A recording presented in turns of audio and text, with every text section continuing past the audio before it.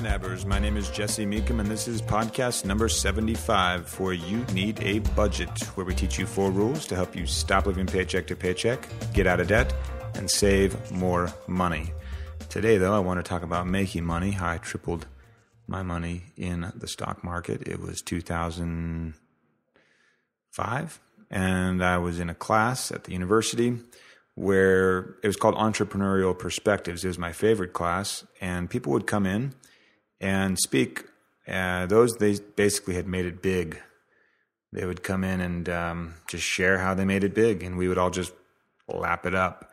And one guy came. He had been in the Air Force and started his own mutual fund because he loved investing, and all of these pilots that he worked with would say, "Hey, I heard you are into investing. Would you invest some of my money?" And so he got it all set up and literally started his own mutual fund. And he does really well, or did back 7 years ago, really well. I mean, his returns were phenomenal. And most of the money was his, but he managed other people's as well. And it seemed like he really enjoyed what he was doing.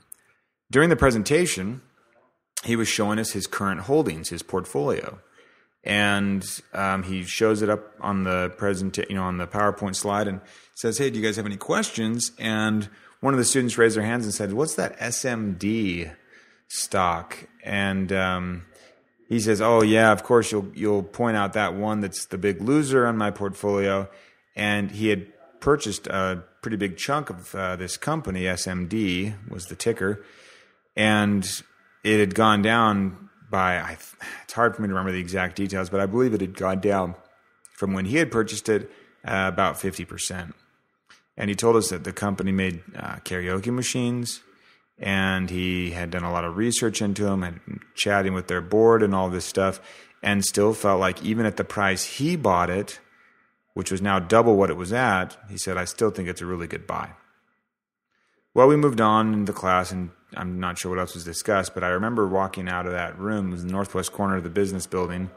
I remember walking out of that room and saying, if he thinks that stock, and he's done all this research, if he thinks that stock is a good buy at twice what it is, then I think I should buy some.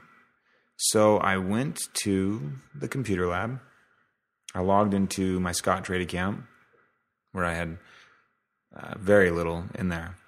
But I invested $300 in this company, Singing Machines. And then I set an order, or I can't remember what it's called now. Anyway, I set a trigger, so if it ever hit, I can't remember what it was per share, but if it ever went triple what it was that I bought it at, I mean, it was something tiny per share, like $1 or something per share. If it ever did triple that, then I would want to sell it. And it would just sell automatically. Well, I did that, and then I forgot about it. Months and months later, I get an email from Scottrade saying, "Your trade is executed." And that's that. And so, of course, I go in and look, and lo and behold, the Singing Machine stock had tripled over some period of months. It had just hit this big peak. I just checked on it now. I think it's not even on the same exchange. They've just tanked again. So the moral of the story is that I was very savvy and listened to this investor, got in on the ground floor of this fantastic opportunity. I'm just kidding. The moral of the story is that I got lucky. Because when you look and see now what the stock has done and how volatile it is, I just got lucky.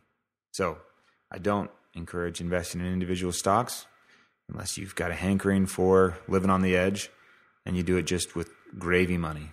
Play money you can absolutely totally afford to lose. That is not your retirement, because you cannot afford to lose your retirement. Your retirement fund is an acknowledgement that you'll have expenses in the future when your earning power declines.